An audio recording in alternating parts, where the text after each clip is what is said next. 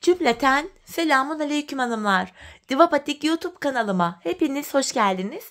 Bugün birlikte 5 şiş görünümlü dikişsiz dikiş patik yapacağız. Ben patiğimde krem renginde normal patiklik bir ip kullandım. Şişlerim 3 numara. Hemen modelimi de göstereceğim. İşte hanımlar, patiğimiz bu şekilde. Baştan sona 2 şiş ile yaptım. Daha öncesinde 5 şiş olarak yapmış olduğum modelimi bu defa 2 şiş olarak yaptım. Patiğimizin tabanı bu şekilde. Topuk kısmı, kenarlarımız.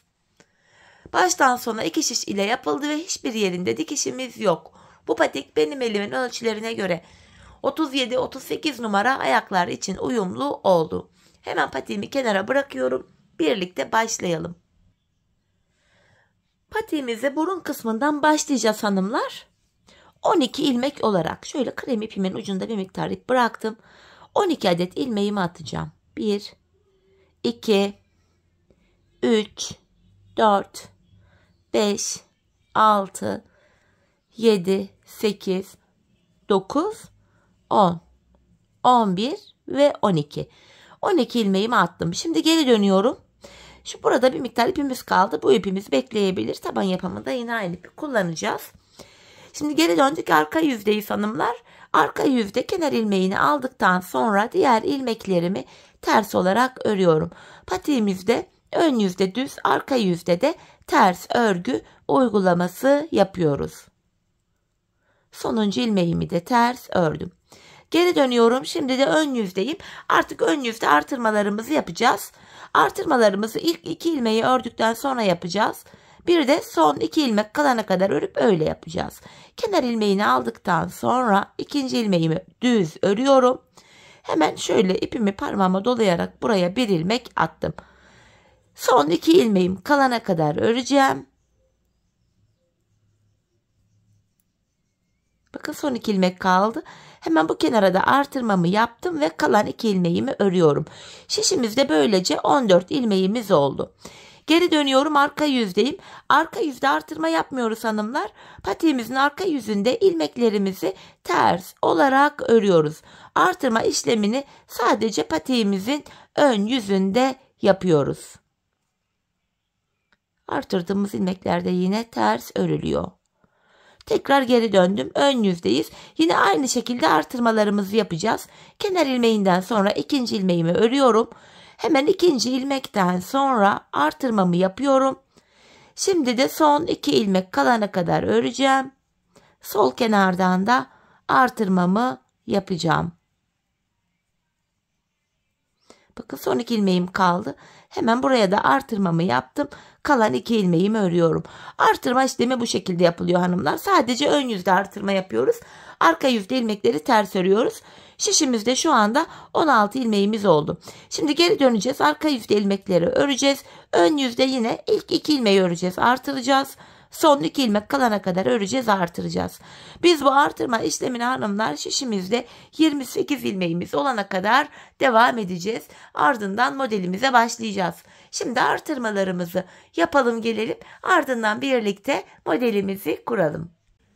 Evet hanımlar, artırmalarımı yaptım geldim. Şişimde 28 tane ilmeğim var. 28 ilmeğimi de arka yüzde ters ördüm. Artık artırma işlemi yapmayacağız. Modelimize başlayacağız hanımlar. Şu modelimizi kuracağız şimdi. Modelimiz hanımlar toplamda 8 sıradan oluşuyor. İlk 4 sırasında ajurlarımız sola doğru kayacak. Diğer 4 sırasında da sağa doğru kayacak. Toplam 8 sıra. 2 bölümden oluşuyor. İlk 4 sıra ve son 4 sıra diye. Şimdi kenar ilmeğini aldıktan sonra ikinci ve üçüncü ilmeğimi düz ördüm. Ardından ilk ajurumu yapıyorum. İpimi şişime doladım. Öndeki 2 ilmeğimi keserek örüyorum. Burada sola doğru bir kesim yapmış olduk. İlk modeli kurduk. Şimdi 4 ilmek öreceğim. 1, 2, 3, 4. Tekrardan ajurumu yapıyorum. İpimi şişime doladım. Öndeki 2 ilmeğimi kesiyorum. İkinci modelimizi de yaptık. 4 ilmek düz örüyorum. 1, 2, 3, 4. Tekrardan ajurumu yapıyorum. Öndeki 2 ilmeğimi kestim. Bu da 3. ajurlu modelimizdi. 4 ilmek düz örüyorum. 2, 3, 4. Şimdi dördüncü ve sonuncu ajurlu modelimizi yapacağız. İpimi şişime bir kere doluyorum ve öndeki 2 ilmeğimi kestim. Burada 5 ilmek kaldı. Kalan 5 ilmeğimizi düz olarak örüyoruz. Ön yüzde modelimizin birinci sırasını böylece tamamlamış olduk hanımlar. Modelimizi hem ön hem arka yüzde kuruyoruz. Arka yüzde de yine modelimize devam edeceğiz. Yapacağımız işlem şöyle. Bakın şurada ajurumuz var. Ajurumuzun önündeki 2 ilmeğe kadar öreceğiz. Kenar ilmeğinden sonra ikinci ilmeğim 3, 4. 4 ilmek ördüm kenara. Arka yüzdeyim, ilmekleri ters örüyorum. Bu aşamada hanımlar kesim yapacağız. Bakın şu ön yüzde kesim yaptığımız ilmek şurada görünüyor. Şöyle. Ön yüzde bu ilmek önden gelecek şekilde. Şu ilmek de arkadan gelecek şekilde bakın. Kesim yaptığım ilmek ön yüzeye baz alarak yapıyoruz. Önden gelecek şekilde bakın. İlmekleri yer değiştiriyoruz ve bu 2 ilmeği keserek örüyoruz. Tersten kestim. Tekrar ajurumu yapıyorum. Ajur bu şekilde kaymış oluyor. Ön yüzden baktığımızda ajurlar bu şekilde sola doğru kaymış oluyor. Ajurumu yaptım. Ardından 4 ilmek ters örüyorum. Bakın 1, 2, 3, 4. Şimdi tekrardan bakın şöyle ön yüzü baz alarak yapıyorum. Ön yüzde kesim yaptığım ilmeğim bu ilmek önden gelecek şekilde, diğeri de arkadan gelecek şekilde. Bakın ön yüzde önden geliyor. Şöyle. Ön yüzde bu şekilde görüntü olacak. Ardından bu 2 ilmeği tersten keserek örüyorum. İpimi şişime doladım. Yani ajurumu yaptım. Tekrardan 1, 2, 3, 4 ilmeğimi ördüm. Yeniden bakın. Bu kesim yaptığım ilmek ön yüze bakarak örüyorum. Şurada kesim yaptığımız ilmek. Bu ilmek ön yüzde olacak şekilde, diğeri de şöyle arkada olacak şekilde şöyle yer değiştirdim. İkisini tersten kesiyorum. Ajurumu yaptım. 1, 2, 3, 4 ilmek ördüm. Sonuncu modelimizi yapacağız. Tekrardan bakın ön yüze bakıyorum. Kesim yaptığım ilmeğim şurada bak görünüyor bu. Bu önden gelecek şekilde, diğeri de şöyle arkada olacak şekilde yer değiştirdim. Ve ikisini tersten kesiyorum. İpimi şişime doladım. Kalan 4 ilmeğimi ters örüyorum. Arka yüzde ikinci sıramızı da yapmış olduk. Şöyle baktığımızda bakın ajurlar böyle sola doğru kayıyor hanımlar. Şöyle. Şimdi ön yüzde modelde 3. sıradayız. Bu sıramızda kenar ilmeğini aldıktan sonra 2, 3, 4, bakın ajurlu ilmeğimi de ördüm 5. 5 ilmek ördüm. İpimi şişime doluyorum. Öndeki 2 ilmeğimi birlikte keserek örüyorum. Bakın burada 1, 2, 3 tane ajurumuz oluştu. Aralarda yine 4 ilmek var. 1, 2, 3, 4. İpimi şişime doluyorum. Öndeki 2 ilmeğimi kestim. 1, 2, 3, 4 ilmek ördüm. İpimi şişime doluyorum. Öndeki 2 ilmeğimi kesiyorum. Tekrardan 1, 2, 3, 4 ilmek ördüm. İpimi şişime doladım. Öndeki 2 ilmeğimi kesiyorum. Ve kalan 3 ilmeğimi düz örüyorum. Böylece hanımlar modelimizin ön yüzde 3. sırasını da tamamladık. Bakın ajurlar sola doğru kayıyor. Burada 3 tane ajurumuz oluştu. Arka yüzdeyiz. Modelde 4. sıradayız. Modelin ilk bölümünün son sırası oluyor bu. Kenar ilmeğinden sonra hemen ikinci ilmeğimi de ters ördüm. Bakın ajurdan hemen önceki 2 ilmek. Burada da yine bakın şöyle ön yüze bakıyorum. Bu kesim yaptığım ilmeğim şöyle ön yüzde önde olacak. Diğeri arkada olacak. Yer değiştiriyorum. İkisini tersten kestim. Şöyle. Ardından ipimi şişime doladım. 1, 2, 3, 4 ilmek ters ördüm. İkinci modeli yapacağız. Yine bakın. Ön yüzde kesim yaptığım ilmek şöyle önde olacak şekilde ön yüzde görünecek. Diğeri arkada. İlmekleri yer değiştirip tersten kesiyorum. Ajurumu yaptım. 1, 2, 3, 4 ilmeğimi ters ördüm. Şimdi diğerini yapacağız. Bakın kesim yaptığım ilmek ön yüzde olacak. Diğeri de şöyle arkada yer değiştirdim. Bu ikisini şöyle tersten kesiyorum hanımlar. Tersten kestim ve ipimi şişime doluyorum. 1, 2, 3, 4 ilmek ters ördüm. Sonuncu modelimi yapacağım. Yine kesim yaptığım ilmek ön yüzde olacak. Şöyle önde, diğeri arkada. Şöyle yer değiştirdim.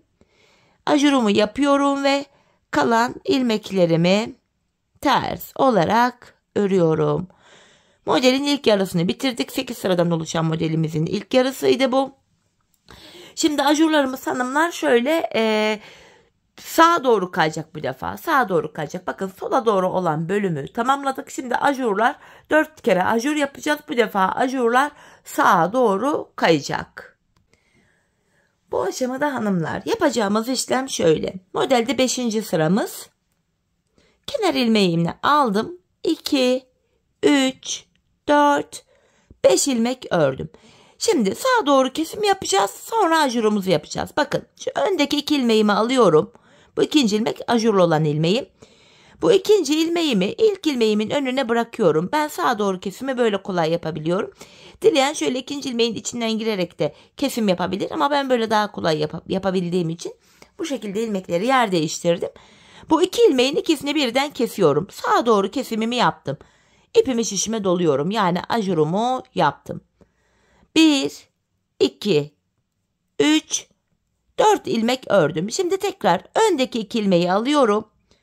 Bu ikinci ilmeğimi ilkinin önüne bıraktım. İkisini birlikte keserek örüyorum. Tekrar ipimi şişime doladım. Ajurumu yaptım. 4 ilmek öreceğim. 1, 2, 3, 4. Yine şu öndeki 2 ilmeği aldım. İkinci ilmeği ilkinin önüne bıraktım. İkisini kesiyorum. Ve ipimi şişime doladım. 1, 2, 3, 4 ilmek ördüm. Sonuncu modelimi yapacağım. Öndeki 2 ilmeğimi aldım. İkinci ilmeğimi ilkinin önüne bırakarak ikisini keserek örüyorum. Ve ipimi şişime doladım. Kalan 3 ilmeğimi düz örüyorum. 5. sıramızı ön yüzde tamamladık hanımlar. Geri dönüyorum, arka yüzde modelde 6. sıradayız.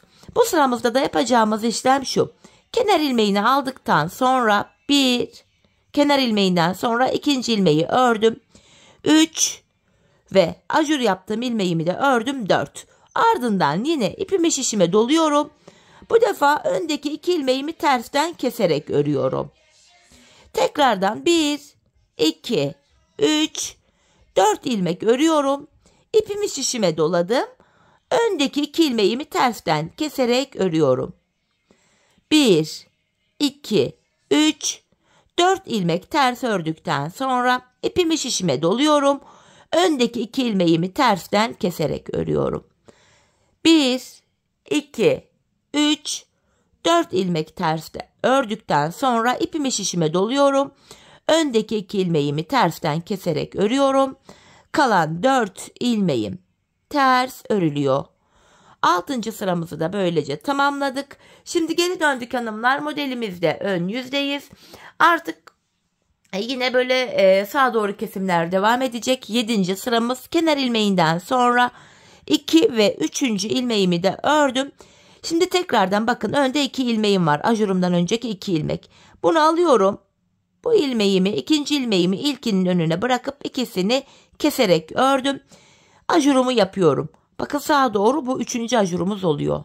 Ardından 1, 2, 3, 4 ilmek ördüm. Tekrar öndeki 2 ilmeğimi aldım. İkinciyi ilkinin önüne bıraktım. İkisini keserek örüyorum. İpimi şişime doladım. 4 ilmek öreceğim. 1, 2, 3, 4. Yeniden öndeki 2 ilmeğimi aldım. İkinci ilmeğimi ilkinin önüne getirip ikisini keserek örüyorum ve yeniden ipimi şişime doluyorum.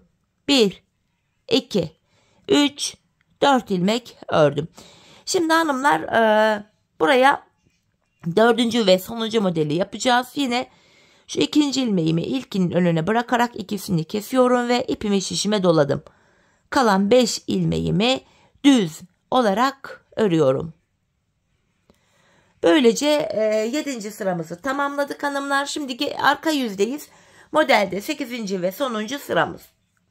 Bu sıramızda hanımlar kenar ilmeğini aldıktan sonra 2, 3, 4, 5, bakın ajurumu da ördüm 6. 6 ilmek ördüm. İpimi şişime doluyorum. Öndeki 2 ilmeğimi tersten kestim. Şimdi 4 ilmek öreceğim. Ters 1, 2, 3, 4. İpimi şişime doladım. Öndeki 2 ilmeğimi tersten kesiyorum. 4 ilmek ters örüyorum. 3, 4. İpimi şişime doladım. Öndeki 2 ilmeğimi tersten kestim. 1, 2, 3, 4 ilmek ördüm. Tekrardan ipimi şişime doladım. Öndeki 2 ilmeğimi kesiyorum ve kalan 2 ilmeğimi ters örüyorum. Evet hanımlar, modelimizi tamamladık. 8 sıradan oluşan modelimiz bu şekildeydi. Modelimizin ilki 4 sıradan oluşuyor. Bu ikinci bölümü de yine 4 sıradan oluşuyor. İlk sırada sola doğru ajurlarımız kaydı. İkincisinde de sağa doğru ajurlarımız kaydı. Model bu şekilde devam edecek. Şimdi modelimizde hanımlar ilk başladığımız yere geldik. Aynı işleme bu bölümde de devam edeceğiz. Bakın şöyle ki, kafanız karışmasın diye yine göstereyim. Bakın 4 sıradan oluşan ilk ve ikinci modeli yaptık. Toplam 8 sıra. Aynı modeli birinci sıradaymışız gibi devam edeceğiz. İlk modelimizi yaparken ne yapmıştık? Kenar ilmeğinden sonra ikinci ve üçüncü ilmeğimizi ördük. Ardından ipimi şişime bir kere doluyorum. Öndeki 2 ilmeğimi keserek örüyorum. Yine sola doğru ajurlarımız başladı. Aralarda 4 ilmeğim var. 1, 2, 3, 4. Yine ipimi şişime doluyorum. Öndeki 2 ilmeği keserek örüyorum. Arada 4 ilmeğim var. 1, 2, 3, 4. İpimi şişime doladım. Öndeki 2 ilmeğimi kestim. 1, 2, 3, 4 ilmek ördüm. Tekrardan ipimi şişime doladım. Öndeki 2 ilmeğimi kesiyorum. Ve kalan 5 ilmeğimi düz olarak örüyorum. Böylece yine modelin ilk sırasını yaptık hanımlar. Model aynı şekilde devam edecek. Bu aşamada kafası karışanlar hanımlar, şimdi geri döneceğiz. İkinci sırayı yapacağız. Bu aşamada kafası karışanlar şöyle yapabilir. İlk modelinin sıralamalarını tek tek gösterdim. Birinci sıra, ikinci sıra, 3, 4, 5, 6, 7, 8 tek tek anlattım. Şimdi ikinci modele geçtik. Şimdi bunun ilk sırasını yaptık. İkinci sırayı şu ilk bölüme videoyu biraz geri alarak ilk yaptığımız modelin sıralamalarını videoda takip ederek yine diğer modelleri de kolaylıkla yapabilirsiniz. Model bu şekilde devam ediyor. Kendini tekrar eden bir model zaten. Şöyle patiğimize baktığımızda hanımlar, ben bu şekilde kaç tane yapmışım hemen sayalım. Sağa ve sola doğru çizgileri sayacağım hanımlar. Bakın şu birinci modelimiz, 2, 3, hani 8 tane 8 sıra yaptık, bir model diye saymıyorum. Dörtlü dörtlü ajurlar şeklinde sayıyorum. 1, 2, 3, 4, 5, 6, 7 tane yapmışım.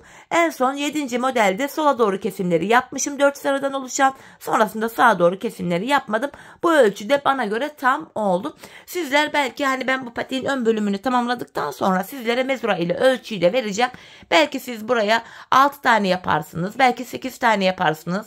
Ajurlu desenlerden artık tamamen ölçülere göre farklılık gösterebilir. Dediğim gibi ben bu ön bölümü yaptıktan sonra sizlere mezura ile ölçüyü de vereceğim. Şimdi patiğimizin ön bölümünü yapacağım. Geleceğim hanımlar, ardından buluşalım. Bilek ayrımına geçeceğiz. Evet hanımlar, patiğimin ön bölümünü yaptım, geldim. Buraya toplamda 7 tane model kurdum. Sayalım: 1, 2, 3, 4, 5, 6, 7. Dörtlü ajurdan oluşan modellerden toplam 7 tane yaptım. Şimdi bilek ayrımını yapacağız. Fakat öncesinde sizlere hemen mezura ile ölçüyü de vereyim. Patiğimin şu boy kısmı hanımlar, şöyle bakın, ölçüyorum. Şöyle 11,5 santim olarak patiğimizin bu bölümünü ben ördüm. Gördüğünüz gibi 11,5 santim. Hani sizin örgünüz belki sıkı olur, belki gevşek olur. Hani 7 tane yaparsınız ama hani daha böyle kısa gelir ölçü olarak. Bir tane daha model fazla yapabilirsiniz ya da eksik yapabilirsiniz. Buna göre ölçülerinizi ayarlayabilirsiniz. Dediğim gibi benim patiğim 37-38 numara için uyumlu olmuştu. Şimdi bilek ayrımı yapacağız. Fakat öncesinde ön yüzdeyim. Kenar ilmeğimden sonra ilmeklerimizin tamamını sıra sonuna kadar düz olarak örüyorum. Şu an ön yüzdeyiz. Hepsini düz örüyorum.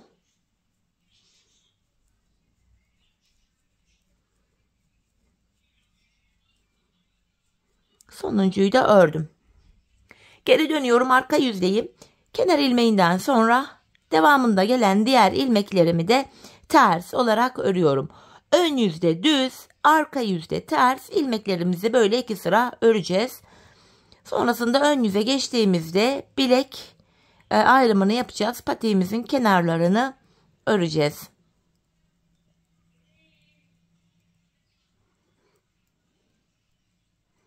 Sonuncu ilmeğimi de ters ördüm. Şimdi ön yüzdeyiz. Bilek ayrımı yapılacak hanımlar. Bu aşamada şişimizde 28 adet ilmeğimiz var. 14 ilmeği sağ kenara 14, sol kenara da 14 ilmek ayıracağız. Kenarlar 14'er ilmek olarak örülecek. Öncelikle kenar ilmeğinden sonra sayarak gidiyorum. 2, 3, 4, 5, 6, 7, 8, 9, 10, 11, 12, 13 ve 14. ilmeği örerken şu öndeki 2 ilmeği alıyorum. 2 ilmeği şöyle birbiriyle yer değiştirdim. Yer değiştirdiğim ilk ilmeğimi örüyorum. 14. ilmekte şu arada ilmekleri yer değiştirdik. Bu bölümde ilmekleri yer değiştirerek örme sebebimiz şu: bilek ayrımı yaptığımız yer daha sıkı ve sağlam oluyor. Şimdi öncelikle hanımlar patiğimizin bu sağ kenarını yapacağız, sonra sol kenarını. Sol kenarı da sayalım: 4, 8, 12, 13, 14 ilmek kaldı. Önce bu soldaki ilmekler bekleyecek. Yedek şişiniz varsa eğer yedek şiş kullanabilirsiniz. Yoksa da bu ilmeklerin içinden tığ yardımı ile ip de geçirebilirsiniz. Şimdi geri döndüm hanımlar. Patiğimizin şu kenarlarına ben 7'şer ilmek haroşa ördüm. Şu bilek kenarlarına ben örgümüzün hem arka yüzünde düz örgü örerek haroşalarımı elde ediyorum. İlk ilmeğimi aldım. Kenar ilmeğimle birlikte toplam 7 ilmek haroşayı düz örüyorum. 5, 6, 7. Kenarda kalan 7 ilmeğimi de şu anda arka yüzdeyim, ters olarak örüyorum. Geri dönüyoruz hanımlar. Şimdi baktığımızda şurada bir diş haroşamız oluştu. Patiğimizde sağ kenar bu şekilde yapılacak. Öncelikle bu kenardaki 7 ilmeği ön yüzde düz, arka yüzde ters öreceğiz. Şu bilek kenarındaki 7 ilmeği de hem ön hem arka yüzde düz öreceğim, haroşa oluşsun diye. Bu şekilde tekrar geri dönüyorum. Kenar ilmeğini aldıktan sonra 2, 3, 4, 5, 6, 7 ilmek ördüm. Kalan 7 ilmeğimi de arka yüzde olduğum için ters örüyorum. Şöyle baktığımızda şu kenarımızda şurada 2 diş haroşamız oluştu. Ben patiğimin şu kenarına toplamda bu şekilde 14 diş haroşa olana kadar devam ettim. Sizler hanımlar bu aşamada ayağınıza ölçerek yapın. Bakın şöyle ayağınızın burnuna, parmak ucunuza patiğin ön bölümünü getireceksiniz. Şöyle hemen sabitliyorum. Şu arka bölümü şu topuğunuzun kenarına gelene kadar örmeniz gerekiyor. Bu şekilde ölçü alarak yaparsanız patik ayağınıza tam olur. Lütfen ayağınıza ölçün hanımlar. Zaten ben burayı tamamladıktan sonra da size boy olarak bu ölçüyü tekrar vereceğim. Şimdi patiğimizin şu sağ kenarını ölçülerimize göre tamamlayalım gelelim. Evet hanımlar, patiğimin sağ kenarına 14 sıra haroşamı ördüm. Şimdi burada da sizlere bir mezura ile ölçüyü vereyim. Bakın bu şiş örgüsü patikler şöyle esner, esnetmeden olduğu gibi şöyle bıraktım. Bakın ucundan itibaren şöyle mezura ile ölçüyü vereyim, ona göre ayarlayın. Şöyle bakın ucuna mezuramı sıfırladım. 19 santim şu boyumuz, şöyle bakın. Şöyle 19 santim olarak ördüm. Şimdi ipimiz bu sol tarafta kalıyor, haroşalı tarafta kalmıyor. Bu bu ilmeklerin içinden bir tığ yardımı ile ip geçireceğim. Yani yedek şişiniz varsa burada şiş de bekleyebilir. Ama ben tabanını örerken şişler takılmasın, rahatsız etmesin diye ilmeklerimin içinden böyle bir ip geçiriyorum. Sonrasında bu ilmeklerimizi patiğimizin topuk bölümünde tekrar şişimize takarak kullanacağız. Bu şekilde. Patiğimizin sağ kenarını tamamladık. Hemen şuradaki krem ipimi şu kenardan şöyle minik bir miktar bırakıp kesiyorum. Patiğimin sol kenarına geçeceğim. Bilek ayrımı yaptığım yerden itibaren ipimi ekliyorum. Sağ kenar nasıl yapıldıysa sol kenarda öyle yapılıyor. Bilek kenarına toplamda 7 ilmek haroşa öreceğiz. Şu ilk 7 ilmeğimiz haroşa. Hemen ikinci ilmeğimi ördükten sonra ipimin ucunu burada kendine düğümleyeceğim. Patiğimiz sökülmesin diye. Şu üçüncü ilmeğim, şu 4, 5, 6, 7 ilmek haroşamı yine düz ördüm. Kalan 7 ilmeğimi de şu anda ön yüzdeyim, düz olarak örüyorum. Bu şekilde. Şimdi geri döndüm hanımlar, arka yüzdeyim. Arka yüzde kenardaki 7 ilmek ters örülecek. Bilek kenarındaki son 7 ilmek haroşa yani düz örülecek. Şöyle 7 ilmeğimi ters ördüm. Son 7 ilmeğimi de haroşa olduğu için düz örüyorum. Patiğimizin sol kenarına da bu şekilde devam ediyoruz. Şöyle baktığımızda burada da bir diş haroşam oluştu. Ben patiğimin sağ kenarına 14 sıra haroşa yapmıştım. Sol kenarına da aynı sayıda yapacağım. Kenarlarımız eşit olmalı. Bu aşamada hanımlar sizler bu sağ kenarı ne kadar yaptıysanız sol kenarı da aynı sayılarda tamamlayın gelin. Ardından birlikte tabanımıza başlayacağız. Evet hanımlar, patiğimin sol kenarında ördüm geldim. 14 sıra haroşam oldu. Ardından ön yüzde tekrar ilmeklerimi ördüm. İpim böyle sol tarafta kaldı. Haroşal tarafta kalmadı. Yine diğer tarafta olduğu gibi burada da tığ yardımı ile ilmeklerimin içinden bir ip geçireceğim. Yine dediğim gibi bu ilmekler patiğimizin topuk bölümüne geldiğimizde tekrar kullanılacak. Şöyle ipimi güzelce taktım. Hemen şu uca bir düğümümü atıyorum ve ipimi artık buradan kesiyorum. Kenarda bir miktar bıraktım, kestim. Şimdi patiğimizin üst bölümünü bitirdik. Burundan başlayarak tabanını öreceğiz. Şu başlangıç ipimizin ucuna yine krem ipimi düğümlüyorum. Hanımlar, patiğimize 12 ilmek olarak başlamıştık. 12 ilmek başladığımız yerden yine 12 ilmek çıkaracağız ön yüzde. Bakın ipimizin geldiği bölüm şu bölüm, ilk kenar yerimiz. Hemen ilk buraya girerek buradan şöyle ilmeğimi çıkaracağım. Burası biraz başlangıç yeri sık olduğu için ilk ilmeğimi şöyle tığ yardımı ile çıkarıyorum. Böyle sırasıyla hanımlar bakın buralara girerek ilmekler çıkarıyoruz. Şu ikinci ilmeğim. Başlangıç yerine ilmeğin iki kanadına birden girerek çıkaralım. Daha sağlam olur patik burnumuz. Şu dördüncü ilmeğim. Şu 5, 6, 7, 8, 9, 10. 11 ve son kenar ilmek yerine girerek bir ilmek de buradan çıkartıyorum. 12. 12 ilmek başladığımız yerden tekrar 12 ilmek çıkarttık. Şöyle hanımlar. Şimdi patiğimizin tabanına geçeceğiz. Geri dönüyorum. Arka yüzdeyim. Bu bölümde de yine ön yüzde düz, arka yüzde ters örgü yapacağız. Kenar ilmeğinden sonra şu devamında gelen ilmeklerimi ters olarak örüyorum. Bu şekilde.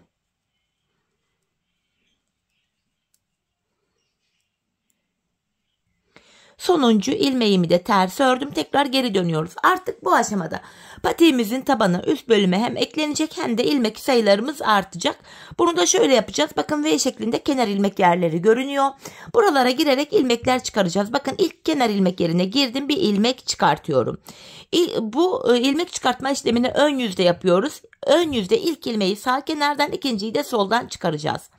Kenardan ilmek çıkarttım. Şişimdeki 12 ilmeğimi örüyorum. Bir ilmek de bu kenardan çıkarttık. Şişimizde 13 ilmek oldu.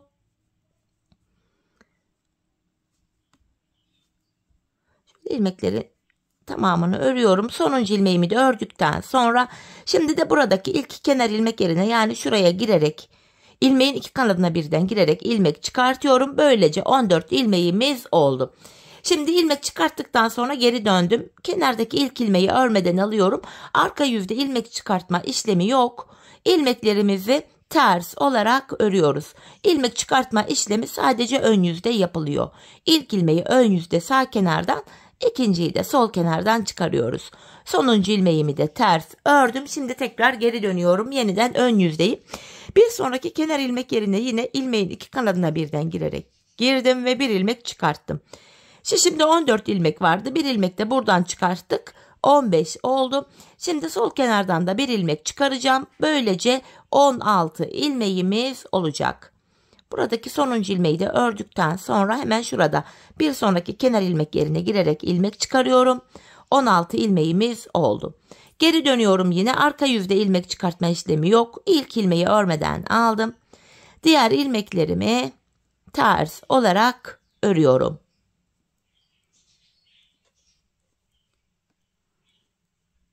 Sonuncuyu da ters ördüm. Tekrar geri dönüyoruz. Ön yüzde bu işleme devam edeceğiz. Bir diğer kenar ilmek yerine girerek ilmek çıkartıyorum. Böylece 17 ilmek oldu. Şimdi ön yüzdeyim. İlmeklerimin hepsini düz öreceğim.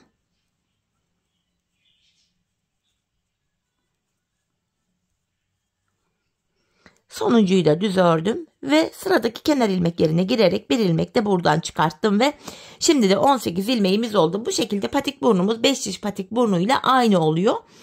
Hanımlar biz bu işleme şişimizde 28 ilmek olana kadar devam edeceğiz. Çünkü patiğimizin üst bölümünü 28 ilmek olarak yapmıştık. Tabanımızda yine 28 ilmek olacak. Şimdi şişimizde 28 ilmeğimiz olana kadar patiğimizin bu burun kısmını tamamlayalım gelelim. Evet hanımlar, 28 ilmeğim olana kadar patiğimin bu burun kısmını ördüm geldim. 27. ilmeğimi sağdan, 28. ve sonuncu ilmeğimi de sol kenardan çıkarttım. Artık 28 ilmek olarak patiğimizin bu kısmı örülecek, ilmek artışı olmayacak. Şimdi geri döndüm. Arka yüzdeyiz. Yine ilk ilmeğimi örmeden aldım. Arka yüzde olduğum için ilmeklerimi ters olarak örüyorum. Son 2 ilmeğim kalana kadar ilmeklerimi ters öreceğim.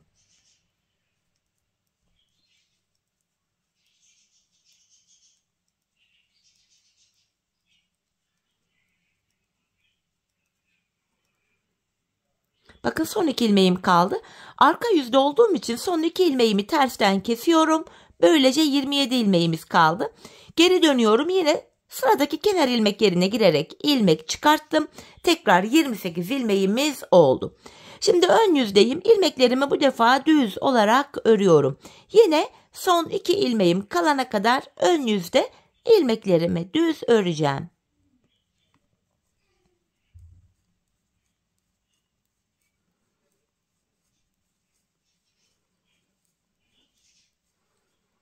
Bakın son 2 ilmeğim kaldı. Ön yüzde olduğum için son 2 ilmeğimi bu defa düzden kesiyorum ve sıradaki kenar ilmek yerine girerek ilmek çıkarıyorum. Tekrar 28 ilmeğimiz oldu. Yeniden geri dönüyoruz. Patiğimizin arkası böyle yapılıyor hanımlar. Kenar ilmeğini aldıktan sonra arka yüzdeyim, ilmeklerimi ters öreceğim. Hanımlar, eğer ki arka yüzdeysek son 2 ilmek kalana kadar ters örüyoruz ve son 2 ilmeği tersten kesiyoruz. Ön yüzdeysek de son 2 ilmek kalana kadar ilmekleri düz örüyoruz ve son 2 ilmeği düzden kesiyoruz. Ardından yine sıradaki kenar ilmek yerinden ilmek çıkarıyoruz. Bakın yine son 2 ilmeğim kaldı. Arka yüzde olduğum için bunu tersten kestim. Geri dönüyorum, ön yüzdeyim ve sıradaki kenar ilmek yerine girerek ilmek çıkartıyorum. Şimdi de ön yüzdeyim. İlmeklerimi düz öreceğim. Son 2 ilmeğim kalana kadar ilmeklerimi düz olarak örüyorum.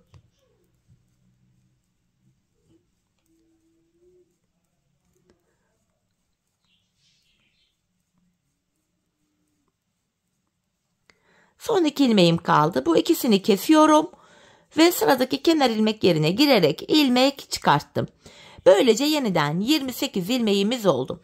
Hanımlar biz bu işleme bakın şuraya ve şuraya gelene kadar, yani bu kenarlardaki son kenar ilmek yerlerine gelene kadar devam edeceğiz. Patiğimizin tabanını 28 ilmek olarak bu şekilde öreceğiz. Şimdi hep birlikte patiğimizin taban bölümünü sizlere anlattığım gibi 28 ilmek olarak son kenar ilmek yerlerine gelene kadar örelim gelelim.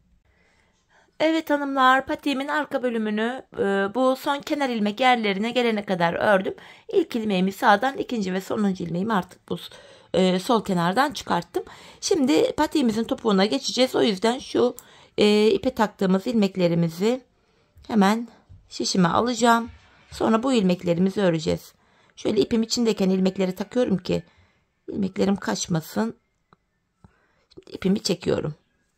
Hemen şurada ipimizin ucu vardı. Onu krem ipime düğümlüyorum tekrar. Şimdi burada hanımlar bu kenardaki 14 ilmeğimizi de örerek devam edeceğim. Bu 14 ilmeğimizi örüyorum. Hemen şu ipimizin ucunu da atlatarak gizleyerek götüreyim.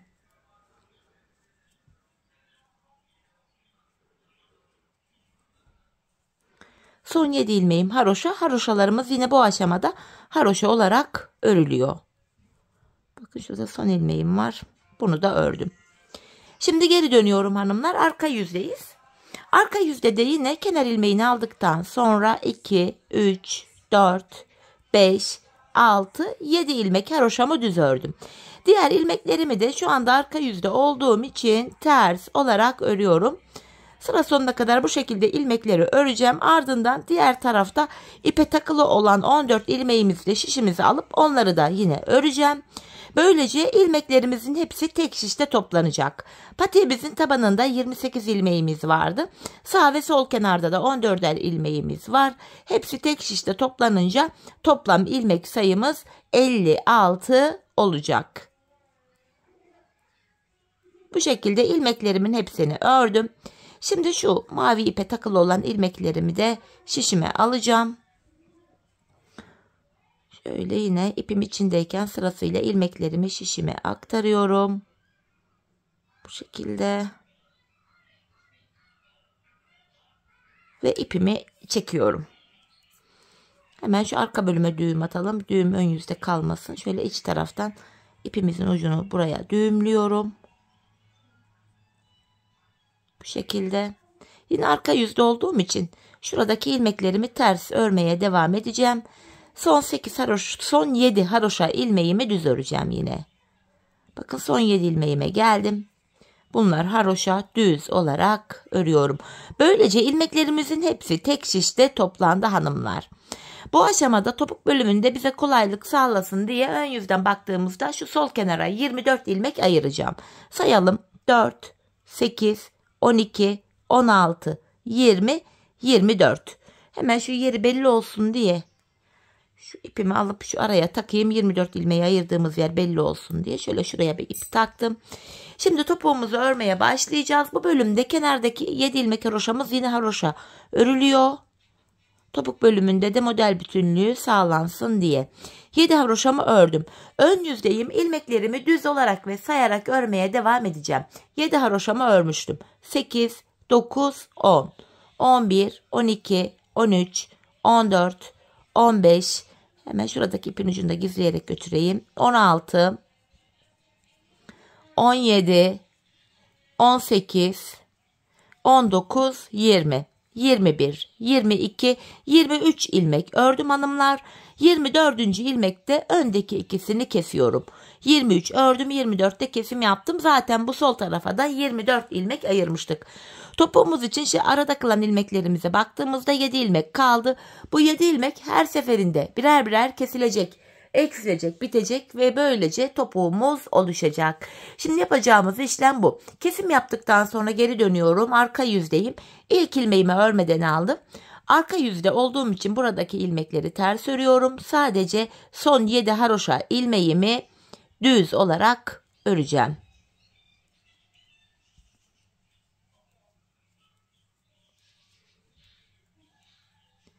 Son 7 ilmeğime geldim. Haroşalarımı düz olarak örüyorum.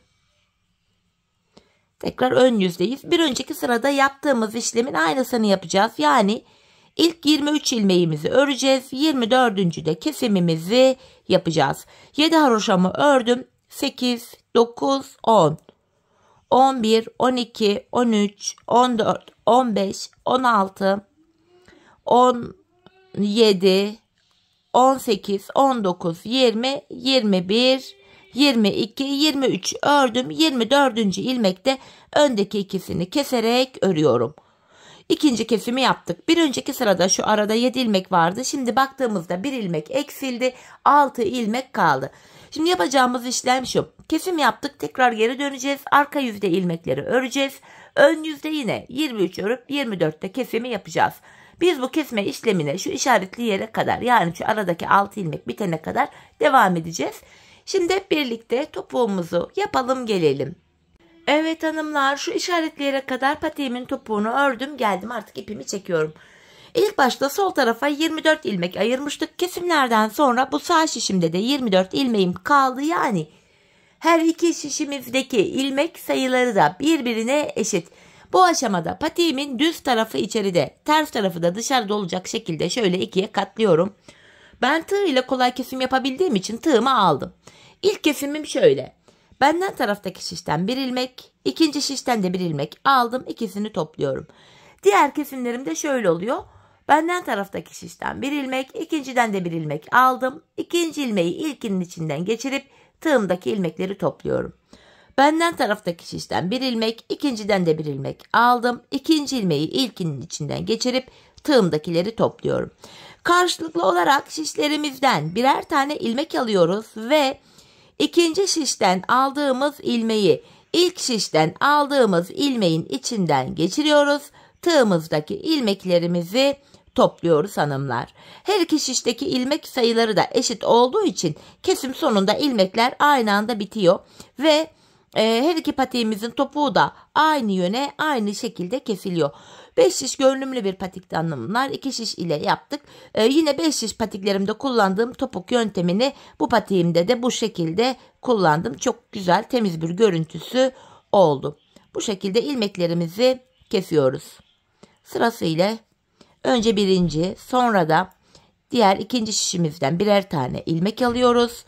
İkinci şişten aldığımız ilmeği ilk şişten aldığımız ilmeğin içinden geçiriyoruz ve tığımızdaki ilmeklerimizi topluyoruz. Kesime ilmekler bitene kadar devam ediyoruz. Son birer ilmeğim kaldı. Şimdi yapacağım işlem şu. Önce benden taraftaki, sonra da ikinci şişimdeki ilmeğimi tığıma aldım. Tığımda 3 ilmeğim var. Üçünü birden topladım. 2 tane de sıkı bir zincir çekip ipimi kesiyorum. Hemen ipimizin ucunu gizleyelim. Sonra bakalım topuğumuza nasıl olmuş. Şöyle sıkılayarak ipimin ucunu güzelce gizliyorum buraya. Bu şekilde. Evet hanımlar, şöyle bakın. Patiğimizin topuğu bu şekilde. Gayet temiz, güzel bir görüntüsü var. Görüntü itibariyle 5 şiş patik ile birebir aynı. Hiçbir yerinde de dikişimiz yok. Zaten bu model 5 şiş patikte çok sevilmişti. Yoğun istek üzerine aynı modeli 2 şiş üzerine çalıştım. Çok da güzel oldu. Ben çok beğenerek, severek yaptım. Umarım sizler de benimle birlikte patiğinizi beğenerek, severek yaparsınız. Yapacak olanlara da şimdiden kolay gelsin diyorum. İşte hanımlar, patiğimizin mankendeki duruşu da yine bu şekilde. Model bu. Hemen tabanımız, topuğumuz gördüğünüz gibi çok hoş, güzel bir model oldu. Çeyiz içinde çok uygun. Evet hanımlar, yine birlikte güzel bir modelin daha sonuna geldik. Umarım sizlere faydalı, hoş bir video olmuştur. Yeni modellerde, yeni videolarda buluşmak dileğiyle. Şimdilik hoşça kalın, sağlıcakla kalın.